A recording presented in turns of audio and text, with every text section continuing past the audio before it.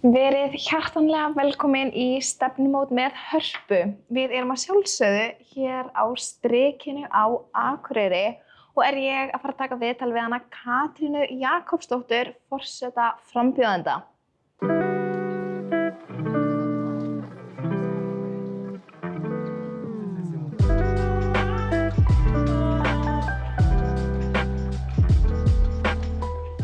Vertu velkomin, Katrín Jakobsdóttir. Hvað segirðu gott? Gott, ég menna hér eru þetta bara bongoblíða eins og þið haldið fram að sé alltaf hér á Akureyri. Já, maður er alltaf með þetta hugafar, að það sé alltaf bongoblíða. Það dásamlegt við þess, það frábært. Ég minnst voru að það verið kalt, aðeins láti býða eftir sér, þannig að þetta bara dásamt. En hvernig finnst þið samt bara svona burt sér frá veðrinu að vera komin á Akureyri? Mér finnst alltaf gaman að vera hér. Við eigum vini hérna, ég er líka alin upp við að kominga. Mamma átti fjölskyldu hérna sem reyndar býr hérna enn. Þannig að ég hef alltaf hérna, þetta er svona pínu eins og að fara til útlanda. Þetta er næstu að fara til útlanda, það er að fara norður á Akureyri. Og hvað er svona uppáhalds að gera, eða mest að gera á Akureyri? Hér? Það er náttúrulega nauðsynlegt finnst mér að ganga kirkjutröppunar. Mér skilst að þær séu í viðgerð núna. Já, þær eru í viðgerð. Búin að vera síðan síðasta sumar. En maður getur hlaupið upp að Sigurhæðum til þess að bæta fyrir, sko. Já, svo finnst mér bara voða gaman að ganga og þú veist, það er svo mörg falleg hús hérna. Listigarurinn mikið upp á allt. Já, hann er mjög fallegur. Þannig að það er gaman að vera þar, þannig að það eru margir svona uppáhaldsstaðir í bænum, sko. Já, ég get alveg trúa því, ég er alveg sammála. Ég get alveg tekið undir, já. En hver er svona Katrín Jakobsdóttir? Katrín Jakobsdóttir, já, ég er 48 ára. Já. Fædd í Reykjavík, alin upp í hverfi 104 þar, í Álfheimum. Yngst 4 systkina. Foreldrar mínir, pabbi, hann bjó nú tíma á Akureyri og mamma líka. Gaman að segja frá því. Pabbi var starffræðikennari og bankamaður og mamma var sálfræðingur og vann með börnum. Og ég útskrifaðist úr menntaskólanum við Sund, sem var bara minn hverfi skóli, lærði frönsku og íslensku og var svo að vinna við bara alls konar, kenna íslensku meðal annars og skrifa var skal ég segja yfirlesari, fréttayfirlesari á Ríkisútvarpinu. Skrifaði stundum viðtöl fyrir svona glanstímarit, þannig að ég gerði ýmislegt áður en ég fór svo í stjórnmál þar sem ég var svo á þingi í 17 ár. Já, akkurat. En hvernig ferðu yfir í stjórnmálin og pólitíkina? Það er svona eitt lit af öðru. Ég var fengin til að vera í háskólapólitík, svo var ég einhvern tímann beðin að taka sæti á Reykjavíkurlistanum og ég er stemmingskona. Ég er í 17. sæti og er samt að taka mikinn þátt. Já, einmitt. Þannig að þetta er svona eitt lit af öðru. Já. Þannig að þá endaði það með því að ég gaf kost á mér í prófkjöri og var kjörin á þing 2007. 2007. Þannig að það er langt síðan. Já. Mér líður eins og ég sé töluvert eldri en ég er þegar ég segi þetta. Já. Og byrju þannig að þú varst 31 árs? Já. Er það ekki 17? Jú, rétt. Er það ekki alveg frekar ungt? Eða hvað? Eða er það bara venjulegt kannski? En þetta er auðvitað það sem er óvenjulegt er að það er ekkit mörg sem endast svona lengi á þingi. Nei, ég er svo það er nú þannig, ég er í hópi svona langlífustu þingmanna sko. Já, vá, það er svoleiðis. Já. Og hvernig var það þá þegar þú varst að ákveða að bjóða þig fram sem forseta? Var þetta ekki erfið ákvörðin? Hún er náttúrulega mjög stór. Já. Ég var búin að ákveða, ég ætlaði ekki að gefa kost á mér í næstu þingkosningum. Já. Og það var náttúrulega vegna þess ég var búin að vera 17 ár, ég ætlaði mér að vera 8 ára á þingi. Já. Endaði með að vera 2 lengur. Það var einhvern veginn alltaf eitthvað sem gerðist. Já. Það var hrun, það voru eftirkostarhruni, ég var formaður flokks. Einmitt. Það voru alltaf kosningar tíma. Ég myndaði þessa ríkisstjórn, svo var faraldur, þannig að það var einhvern veginn stórræðin hver á fætur öðrum, ýmis konar náttúruhamfarir og fleira. Já. Þannig að ég einhvern veginn hugsaði að því ég var búin að taka þessa ákvörðun. Já. Þá þegar fólk fór að hvetja mig í þetta, þá hugsaði ég, já, kannski er bara rétt að stökkva bara, frekar en hrökkva. Einmitt. Þannig að fannst þér að vera eitthvað að fórna einhverju miklu? Er þetta, nú þekki ég ekki alveg, þú veist, þessi stjórnmál og stöðuna sem þú varst í, var þetta einhver svona fórnir, varst það fórn einhverju eða var það bara... Ég var náttúrulega búin að taka þessi ákvörðuna að gefa ekki kost Já, þannig það kannski einfalda þetta töluvert. Og það er þetta þannig að maður, sko, ég held, það er alltaf nægverkefni í pólitík. Þau eru alltaf bara endalaus. Og maður getur lengi talið sér trú að maður sé ómissandi. Já. En ég hugsaði með mér, kannski er bara þetta rétti tíminn til þess að kveðja. Akkurat, já. Þannig að ég, nei, það er bara, mér líður bara mjög vel með þessu ákvörðun. Ok, það er mjög gott. Það er alltaf já. Það er bara mjög nauðsynlegt og Já, þetta er líka bara algjörlega. ótrúlega gaman að vera í þessu forsetaframboði. Já, er það ekki? Búin að halda meira, eða svona það byrja 50 fundi. Vá. Ég hætti eiginlega að telja þegar ég var komin upp í 50. Já, En þetta er bara full vinna. Já, í framboði. já, ég bara hendi mér í þetta Já.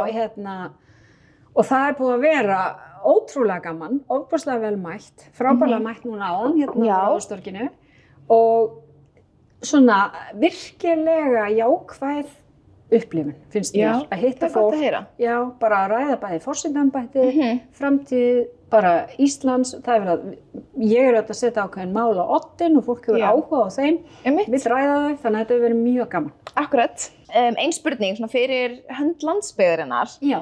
Nú hefur það alveg komið upp að sumir upplifi landsbyggðina kannski svona smá útundan, svona utan höfuðborgarsvæðisins. Ef þú yrði kjörinn forseti, hvað yrði það sem þú myndir í málunum gera fyrir okkur á landsbyggðinni? Já, ég finn þetta, eins og ég segi, ég er búin að halda þessa 50 fundi. Já. Og það er alveg ljóst að fólk upplifir að opinber umræða sem mjög höfuðborgarmiðuð. Já. Og ég hef verið að segja að það er mikilvægt auðvitað að forseti ferðist að sjálfsögðu, sé í góðum tengslum við byggðarlögin í landinu. Ein hugmynd sem kom upp á fundi sem ég finnst frábær og mér langar að gera eitthvað með ef ég verð kjörinn, það er bara einfaldlega að forseti nýti sér það að við búum í tæknivæddu samfélagi og vinni mögulega eina viku á einhverjum tilteknum stað út á landi þar sem að gefst á tækifæri í raun og veru til þess að draga dálítið athyglinna að því svæði, þannig að mér fannst það svolítið góð hugmynd. Já, gera svona litla bestastæði út um allt land. Já. Þetta snýst ekki bara um að gera bestastæði aðgengilega, heldur líka að bestastæðir komi til fólksins. Algjörlega, já. Þetta er skemmtileg hugmynd. Já, þetta væri, já. Þannig að ég veit að ég ætla að taka þetta með mér, því það er náttúrulega góða við þess að fundi. Já. Þeir snúast ekki bara um að ég sé að tala um mína sín og mín gildi, heldur er fólk líka að koma með hluti inn í umræðina. Einmitt. En þú sem forseti, varstu, nú svona þekki ég einmitt ekki nákvæmlega með stjórnmálin, en þú sem forsetisráðherra, hafður ekki meiri svona völd þar heldur en ef þú ert forseti? Þessi embætti eru bara mjög ólík. Mjög ólík. Og forsetaembættið eru þetta áhrifaembætti en ekki valdaembætti í eiginlegum skilningi. Já. En forseti hefur líka frelsi til að setja mál á dagskrá. Og nálgast dálítið málina því sko í stjórnmálum er fólk alltaf að takast á við bara það sem kemur upp frá degi til dags. Það eru þetta ótrúlega mikið orka og tími sem fær í það. Ég held að forseti geti leyft sér það meira að nálgast þetta út frá stóru myndinni. Og þar hef ég dálítið verið bara að horfa á þróun alþjóðamála þar sem við erum auðvitað að sjá blikur á lofti, hvað varðar lýðræði, mannréttindi, jafnrétti og frið í heiminum. Þetta er ekki friðvænlegir tímar, það eru stórar áskoranir á sviði umhverfismála. Og tækniþróunin er auðvitað að breyta ótrúlega miklu. Þannig að ég sé í þessu embætti tækifæri til að láta gott að mér leiða fyrir samfélagið með því að setja þessi gildi á oddinn, setja á dagskrá málefni menningar og tungu og sögur sem ég held að sé afskaplega mikilvægt í okkar samfélagi. Og ég held að séum ákveðnu ögurstundu hvað var það til að mynda tungumálið, hvernig við ætlum að halda á þeim spilum til framtíðar. Og svo sé ég fyrir mér að forseti geti beitt sér fyrir þáttöku allra hópa í samfélaginu sem er algjör undirstaða til þess að við verðum áfram þetta samheldna samfélag sem byggir á trausti. Þannig að sko forseti er að setja mál á dagskrá en hann er augljóslega ekki að græja mál svona frá degi til dags, þannig að þetta er rosalega ólíkt. Einmitt, akkurat. Og nú eru alveg nokkrir í framboði. Já. Og maður svona, þið eru öll svo sýnileg núna. Já. Eftir kosningar. Já. Sá sem verður kjörinn, ef þú verður til dæmis kjörinn, muntu halda áfram vera svona sýnileg. Þú veist, mér finnst oft svona, þegar kosningar, þú sérð bara alla, þú sérð allt og svo allt í einu bara, þú veist, bara farin inn á bestastaði og það bara lokast hurðin, skilur, svona vantar svona, sem að verði minna var við forsetan. Fólk kallaði þetta mjög eftir því að forseti sé duglegur að ferðast og hitta fólk. Ég held reyndar að Guðni hafi verið mjög öflugur í því að fara landi og ég held að það skiptir máli. Já, ég er reyndar alveg sammála því. Þannig að sko, það er eitthvað sem ég myndi taka með til fyrirmyndar og einmitt, kannski virkja þessar hugmyndir að færa svona bestastæði meira til fólksins sem landar.